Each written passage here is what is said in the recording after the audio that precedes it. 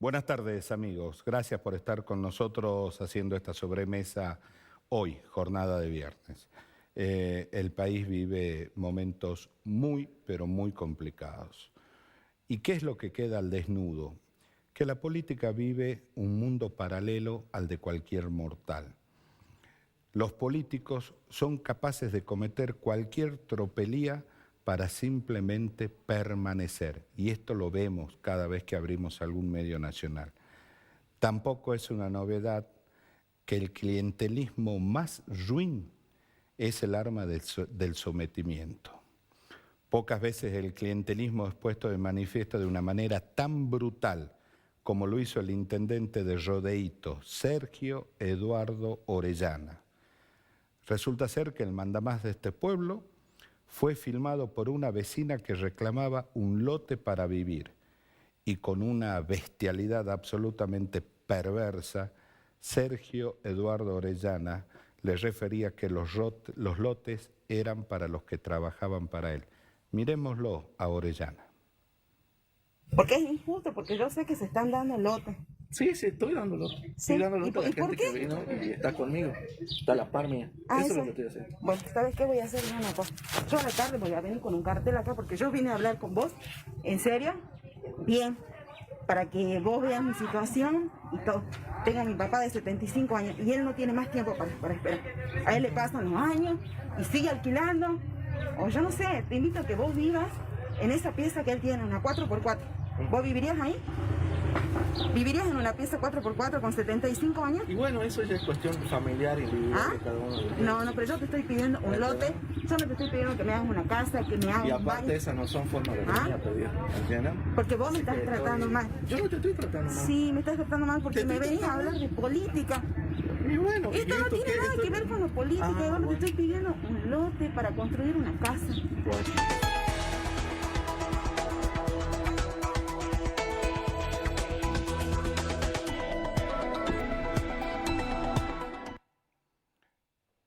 Orellana, que es un hombre de la Unión Cívica Radicales, del Frente Cambia Jujuy, le dice con absoluta brutalidad a esta señora que los lotes eran únicamente para los que trabajaban para él. Pero Orellana en realidad no hace más que replicar lo que sucede en todos los estamentos de la política. Y esto lamentablemente atraviesa a todos los partidos políticos y se ve en todo el territorio nacional. Pero en Jujuy esta práctica perversa se replica a cara descubierta, sin tapujos ni vergüenza alguna. Sin ir más lejos, durante la última campaña electoral eran recurrentes las fotos de Gerardo Morales recorriendo los distintos barrios, tanto de capital como del interior, entregando bolsas de comida en las distintas casas. Pero atención, ¿en cuáles casas? Únicamente en las de los que eran punteros de él. En la radio entrevistamos muchísimas personas que estaban en la puerta al paso del gobernador y no tenían bolsa de comida, apenas a veces los saludaba. No nos vamos a olvidar de Juan Carlos Ruiz, intendente del Talar, otro hombre de Cambia Jujuy, que no tuvo mejor idea que pasar a planta permanente del municipio a los punteros políticos de él. Mientras tanto, los trabajadores municipales que venían hace muchísimos años se quedaban mirando pasar. Natalia Sarapura es otro mal ejemplo. Y yo diría que en los últimos tiempos se ha convertido en la más clara exponente de lo que es el clientelismo. La pobreza y el hambre crecen en Jujuy y resulta ser que esta señora, Natalia Sarapura, es la mejor alumna de la mala política. Deja los bolsones de comida en los comedores a cambio de una foto con las cocineras. Cuando llegan los camiones o la camioneta o lo que fuera de desarrollo, dice, bueno, bajamos siempre y cuando acepten una foto con Natalia Sarapura, que después Sarapura se encarga de propalarla y decir, estábamos trabajando y ayudando a los merenderos. Mientras tanto cierra la puerta del ministerio. Lo vimos ayer, infinidad de comedores y merenderos fueron al ministerio a pedir comida y le cerró la puerta y le mandó la la policía. Pero ¿saben qué es lo más grave? Que esta política vieja, vetusta, que ya no sirve para nada, se va replicando en los nobles políticos, en los jóvenes, aquellos jóvenes que deciden abrazar la política. Y lamentablemente a muchos de ellos rápidamente lo contaminan. Si no, no nos olvidemos, por ejemplo, las fotos de la señora Giselle Bravo, hija del intendente Julio Bravo, que en plena campaña entregaba zapatillas, así como lo escuchan. Los ejemplos en Jujuy son interminables, interminables. ¿Y cómo es el tema acá? La gente también le está diciendo que no a estas cosas. Si no, miremos los guarismos del domingo pasado, miremos lo que pasó en Provincia de Buenos Aires, miremos lo que pasó en Jujuy. Volvió a votar el 60 y pico % del padrón, nada más. Y esto es decirle no, esto es decir basta. Y esto, lamentablemente, es lo que escuchamos en el 2001, que se vayan todos. Lo que Morales no toma nota, que en el todos también está incluido él. También está incluido él. Voy a cerrar esto con... Hay un filósofo alemán, allá por 1700, Arthur Schauer, que este hombre era un ateo declarado, ¿no? Y además, según sus pares, sus filósofos de la época, lo consideraban un abanderado del pesimismo profundo. Y este señor era muy crítico, obviamente, a las prácticas políticas y a todas estas cosas, y sobre todo a aquellos que tienen veleidades de dictadores, de pequeños fascistas silvestres que pretenden quedarse con la vida y con el pensamiento de las personas. Este filósofo alemán decía: lo que más odia el rebaño es a aquel que piensa distinto. Y no es tanto por su opinión en sí, sino por la osadía de querer pensar por sí mismo. Algo que ellos no saben hacer. Ellos son, obviamente, aquellos fascistas silvestres que lamentablemente nos rodean cada día más. Hoy vamos a hablar de un problema muy serio que hay no solamente en Jujuy, sino en toda la República Argentina y me parece que es a nivel global. Vamos a hablar de lo que es la violencia de género y cómo salimos del relato y empezamos a trabajar de verdad en estos temas. Nos va a acompañar una joven abogada, me refiero a Candelaria Pérez Abregú. Hacemos una breve pausa y ya estamos con ella.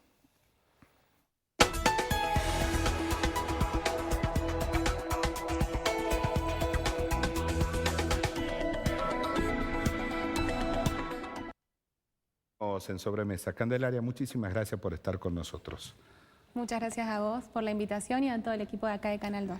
Decíamos cuando la presentábamos que el tema de la política de género, la violencia hacia la mujer, yo me atrevería a calificarlo también como una pandemia, ¿sí? Pero ¿qué pasa? De las pandemias no salimos con relato, no salimos con todes, no salimos con proyectos hermosos muy bien escritos. Me parece que salimos con políticas activas de este tema, ¿no? Sí, así es. Bueno, coincidimos en ese punto.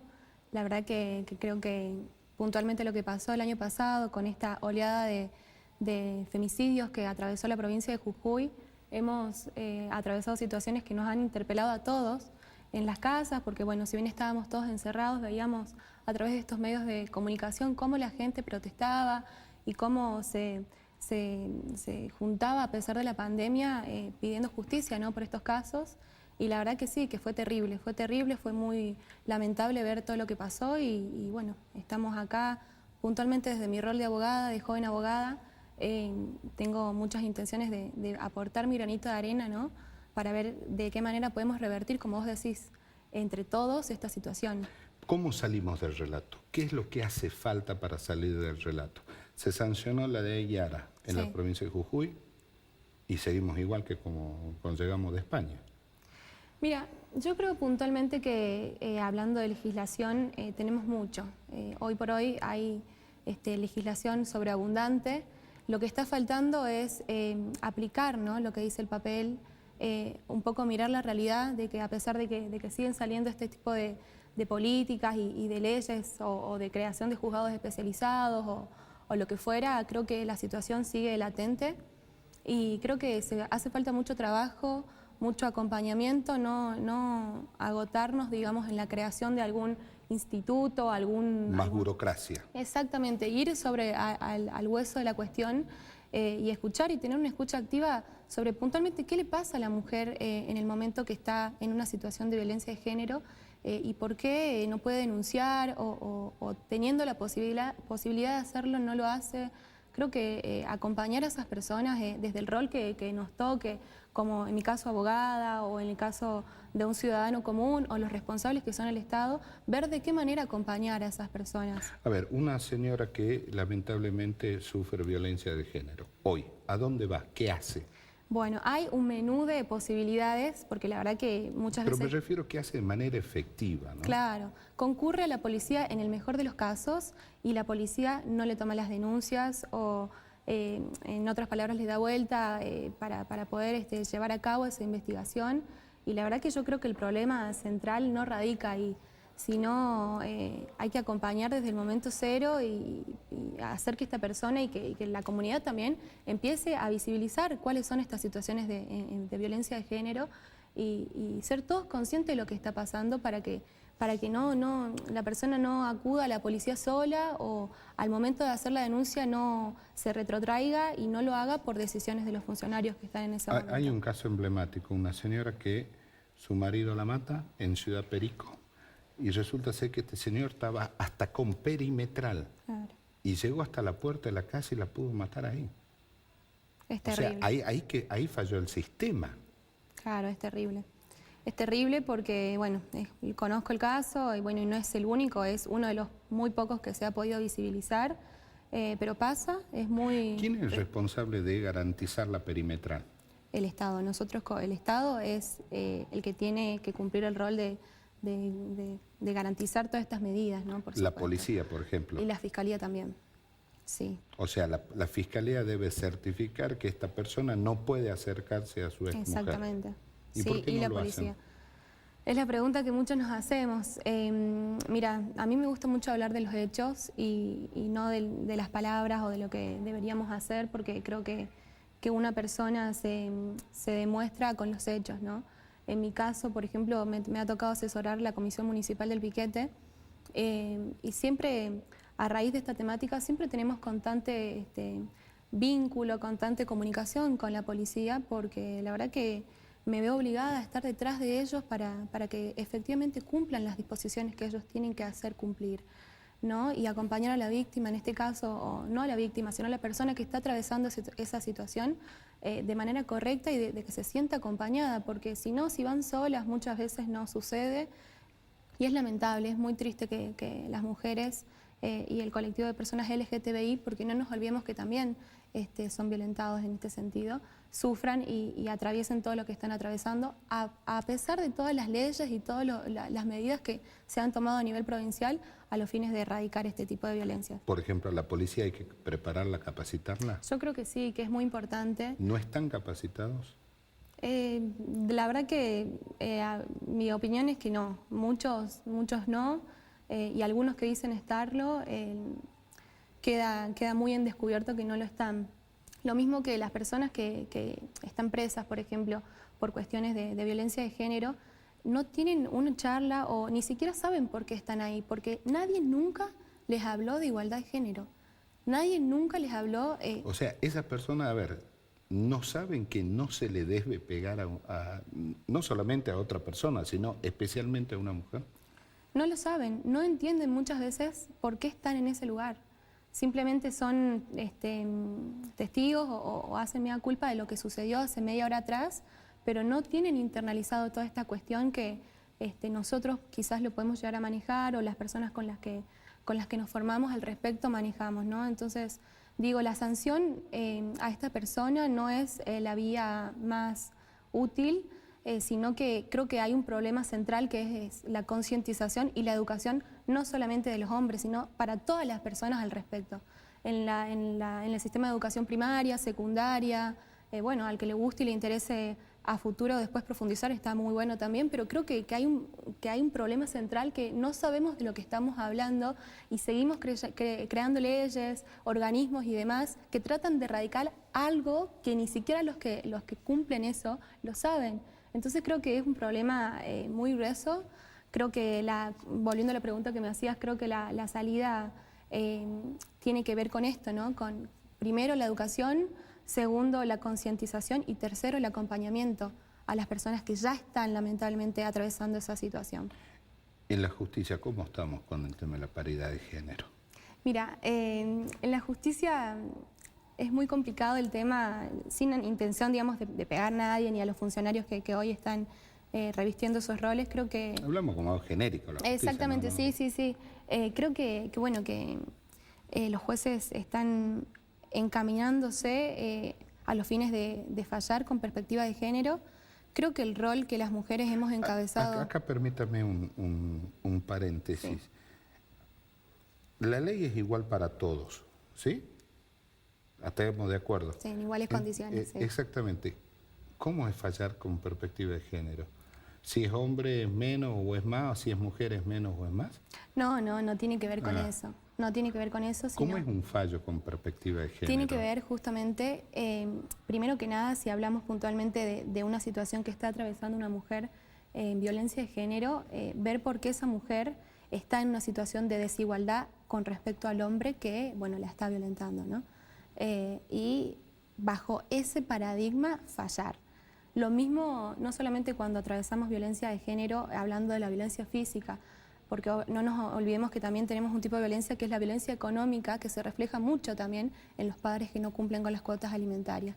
Entonces, bajo ese sentido, ver la posibilidad de que no se dilate el proceso, de que las cuotas alimentarias se cumplan en tiempo y forma, porque muchas veces las mujeres sufren este tipo de violencia que es la económica, que después desencadena otro tipo de violencia, y es por eso que a veces se encuentran atadas, porque no tienen una independencia económica y dependen de sus agresores, y eso es muy grave también, es igual de grave que la violencia física, y nadie lo habla, nadie lo pone en tela de juicio, nadie lo cuestiona, las políticas públicas no están dirigidas a ese efecto. Son muy pocas las políticas que hoy tenemos que buscan la independencia económica de la mujer que sufre violencia económica por su agresor. Alguna vez alguien me enseñaba, pues yo preguntaba diciendo, ¿por qué las mujeres no denuncian? ¿No? Porque dice que las estadísticas demuestran que los casos son muchísimos más a los que realmente se denuncian. Y me decía, ¿por qué una mujer que es violentada está como bloqueada y no puede hacer la denuncia? Y ahí es donde tiene que llegar al Estado. Exacto. Empezar a detectar esos casos, ¿no? Sí, así es. Y ahí es donde me parece que no llegamos. El juzgado de violencia de género va sobre el hecho consumado. Así es. La previa. ¿Qué hacemos en la previa? Claro, bueno, y el problema está ahí. ¿Cómo se le anima a una mujer para decirle, mire señora, vaya y haga la denuncia porque usted va a tener las garantías que la vamos a cuidar? Claro. En el 90% de los casos, primero que no se anima, es solamente el 10% que se anima a hacerlo, y la verdad que se encuentran sujetas a un montón de condicionantes, entre esos el económico. Yo te hablo, como siempre como te dije hace rato, siempre te hablo sobre los hechos. A mí en el piquete me tocó acompañar a mujeres a hacer la denuncia y bueno, trabajar de manera interdisciplinaria con los psicólogos a los fines de que la persona se anime a denunciar, y la mayoría respondía a esto, que no lo hacía por una cuestión de que dependía económicamente de esa persona. Y ahí el Estado también tiene que estar presente, no solamente con esto económico, sino brindando capacitaciones laborales y un montón de salidas para la mujer que estén al alcance de la mujer y que puedan lograrla. Y aún así vas a ver cómo la cosa cambia cuando una mujer está empoderada o tiene sus ingresos económicos o puede paralelamente cuidar a sus hijos y ser el sostén del hogar. Vas a ver cómo cambia la... Esto tiene que ver con el reclamo de muchos sectores, es decir, la ley ahora tiene que tener presupuesto.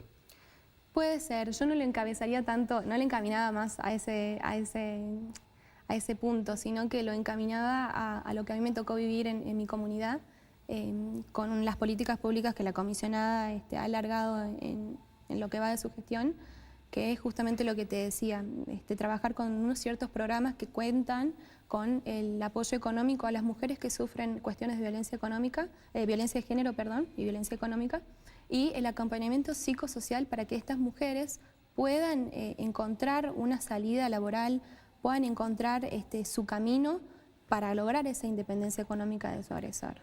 Nosotros hemos desplegado una cierta cantidad de políticas públicas en la comunidad que tienen que ver con eso. Hoy por hoy hay una comunidad de mujeres que, además de que tienen una red de contención entre ellas que es bárbaro, trabajan en conjunto, hacen ferias culturales y gastronómicas y ponen a la venta todas sus producciones que hacen y que las replican o que son posibles gracias a esto.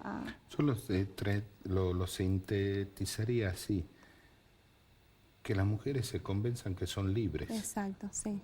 Libres de poder denunciar, libres de poder trabajar. Yo creo que pasa por ahí el tema, ¿no? Sí, coincido. Y el tema de ir a denunciar y decir, voy a ir a denunciarlo, a pesar de que me amenaza, yo creo que tiene que ver por la seguridad que debe tener esta señora de que el Estado la va a cuidar. Exactamente. De que si hay una perimetral se va a cumplir. Así es, coincido totalmente. Y también creo que es importante que nosotros también como ciudadanos, porque sí, la responsabilidad seguramente es del Estado, pero creo que con nosotros como ciudadanos tenemos que ayudar a que eso suceda, ¿no? A escuchar a estas personas que están atravesando esta situación, a desmantelarlas, a no naturalizarlas. Creo que también somos responsables hoy por hoy como ciudadanos de hacer que esta situación se revierta, porque la verdad que no estaría sucediendo. ¿Cuántos años tiene usted? 25 años. ¿Es fácil ser a los 25 años abogada en Jujuy? ¿Joven y abogada en Jujuy? No, para nada. Es un camino en escala. Siempre que me consultan al respecto contesto lo mismo, porque cuesta mucho más que por el género y por la edad, y más cuando sos educado o educada, que el adulto te escuche en una audiencia, en una mesa de diálogo, de debate. Cae mal ser joven, ser mujer y sobre todo educada y tener las ideas claras. Muchas veces cae mal, entonces es un camino en escala, pero la verdad que lo disfruto un montón, que estoy, gracias a Dios, acompañada de un grupo de jóvenes abogados que están bregando por estas causas. Somos parte de una sociedad que entiende y que es consciente de las problemáticas que estamos atravesando. Se llama Espacio Naranja, el espacio. Aprovecho para mandarle un saludo a todos. Y la verdad que somos muchos los que estamos interesados en la causa y los que estamos atravesando esta profesión los primeros años y queremos hacerlo de la mejor manera. Usted sabe que cuando preparábamos este programa siempre hacemos un repaso por lo que ocurre en otros lugares del país y qué sé yo. Hemos llamado por lo menos a 7 provincias, ¿no? Y siempre la respuesta fue la misma: no, acá la justicia es re machista, te dicen. O sea, no es algo exclusivo de Jujuy. Parece que es algo que se replica en todo el país, ¿no? Seguramente que sí. Seguramente que sí, y bueno, la idea es comprometernos y asumir este compromiso de revertir la historia. Yo creo que estamos a tiempo, creo que no tenemos que perder las ganas. Hablo puntualmente de mi rol como joven abogada, como bien vos decías, que seguramente que el camino es difícil, pero yo creo que no lo tenemos que detener y que hoy por hoy las mujeres estamos cumpliendo un rol clave en esto. Dígame si me equivoco, yo estoy convencido que su generación en este tema es mucho mejor que la mía. No lo sé, deberá decirlo. Deberá, no, la verdad que no sé, pero nacimos en una era en la que se habla mucho al respecto. Se habla mucho al respecto, no es novedoso para nosotros. Y yo lo veo reflejado también yo tengo un sobrino que tiene 3 años y hoy por hoy a él siempre le inculco esto, siempre tratamos de que el camino para él sea distinto al camino que fue nuestro y al de ustedes seguramente, y la verdad que eso es muy bueno, es bueno replicar también en las generaciones futuras esto que uno viene bregando, ¿no? Así que bueno, ese es el desafío de todos. A seguir luchando. Así es. Candelaria, muchísimas gracias por habernos acompañado. Igualmente, gracias a vos. Muchas gracias. A ustedes, muchísimas gracias por haber estado con nosotros haciendo esta sobremesa. Dios mediante, nos juntamos el lunes a las 2 de la tarde acá y hacemos otro programa. Quédese, que ya viene Palpala hoy. Chao.